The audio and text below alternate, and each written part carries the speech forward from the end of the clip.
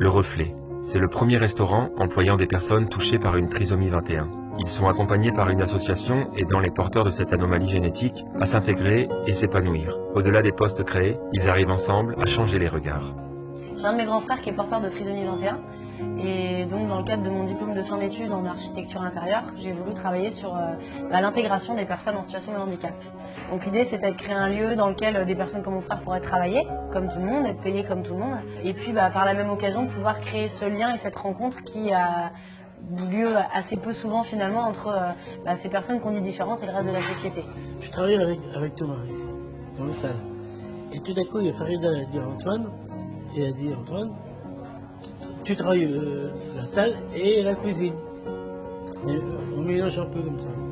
Alors en tant que chef, eh ben, c'est comme dans tous les restaurants. Un chef, faut qu'il forme, faut qu'il observe, faut qu'il vérifie si tout se passe bien.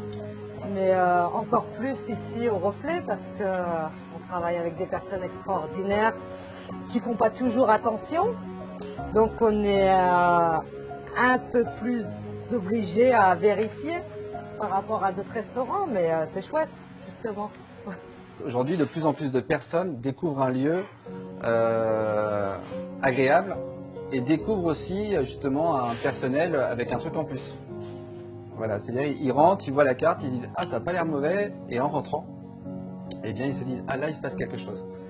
Et là, ça, je pense que quand on arrive à ça, on dépasse le projet, on dépasse le concept et on arrive à ce qu'on voulait avoir, en fait, à devenir un restaurant comme un autre qui a la particularité de proposer une cuisine artisanale, de saison, proposée par du personnel exceptionnel.